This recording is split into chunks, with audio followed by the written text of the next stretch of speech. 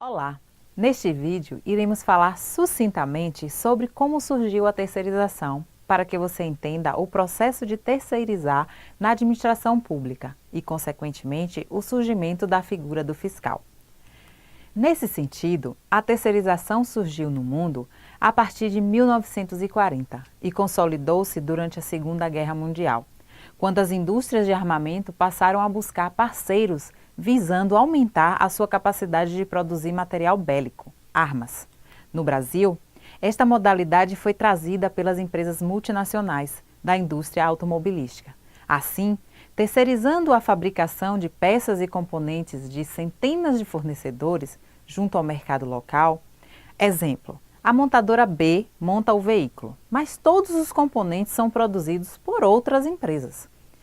Seguindo esse raciocínio, a administração pública, em 1998, realizou a reforma da máquina estatal, iniciando a busca por novas alternativas em função da extinção de cargos públicos e serviços continuados. Aí você para e pergunta, mas professora, o que são serviços continuados?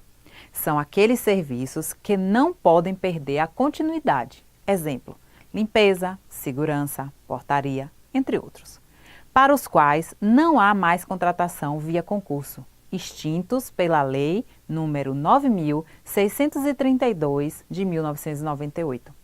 Aí, como saída, para não haver a descontinuidade dos serviços, surge a terceirização para as funções cujas atividades meio não são essenciais à administração pública, porém são básicas.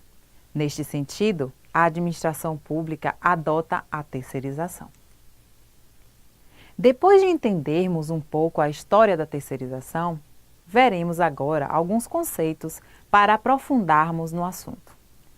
No Diese de 2003, página 5, terceirização é o processo pelo qual uma empresa deixa de executar uma ou mais atividades realizadas por trabalhadores diretamente contratados e as transfere para outra empresa, por meio de contrato firmado entre as partes. Giosa, em 1993, define terceirização como um processo administrativo pelo qual se repassam algumas atividades para terceiros, ficando a administração da empresa contratada apenas em tarefas essencialmente ligadas ao negócio em que ela atua. E Vieira, 2010, pronuncia que a terceirização é um modelo de gestão em que a administração controla os serviços de terceiros, particulares, não podendo ser confundida com a contratação de mão de obra. E esse processo de terceirização acontece na administração pública. A terceirização na administração pública se dá por meio de um processo licitatório, a licitação, onde uma empresa privada sai vencedora para fornecer o serviço licitado. Neste momento, se estabelece uma relação contratual. Essa é concretizada com a assinatura de um contrato entre as partes, contendo todas as cláusulas previstas na legislação. A empresa, por sua vez, fornece os empregados para realizar a prestação do serviço continuado de mão de obra a que foi contratado. Exemplo, limpeza, vigilância, portaria, cooperagem.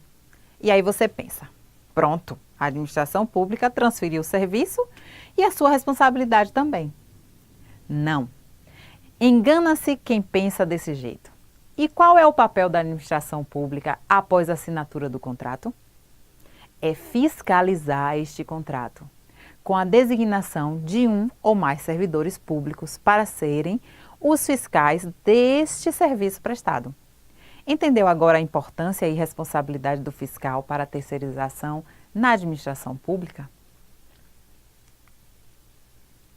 E qual é a responsabilidade da administração pública?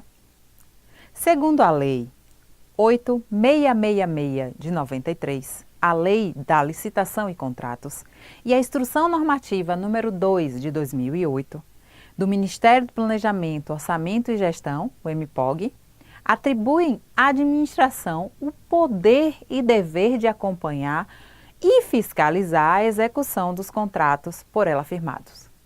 designando um servidor como um gestor fiscal, que além desta designação, possui diversas atribuições e responsabilidades, a depender do tipo de contrato no qual ele é responsável. O fundamento legal está na Lei 8.666, de 1993, no artigo 58, inciso 3º, e no artigo 67, onde cita o poder-dever da administração. Assim, no artigo 58, diz que o regime jurídico dos contratos administrativos, instituído por esta lei, confere à administração, em relação a eles, a prerrogativa de fiscalizar-lhe a execução. E no artigo 67, a execução do contrato deverá ser acompanhada e fiscalizada por um representante da administração, especialmente designado, permitida a contratação de terceiros para assisti-lo e subsidiá-lo de informações pertinentes a esta atribuição. Desta forma, é obrigação da administração pública designar um servidor para executar essa função, resguardando a relação contratual e suas cláusulas. Essas são as referências bibliográficas utilizadas. Espero que você tenha compreendido como se deu a terceirização e por que existe o papel do fiscal. Recomendo a leitura do material didático disponibilizado para maior entendimento no assunto, em especial o artigo Terceirização e Flexibilização das Normas Trabalhistas. E até o nosso próximo encontro.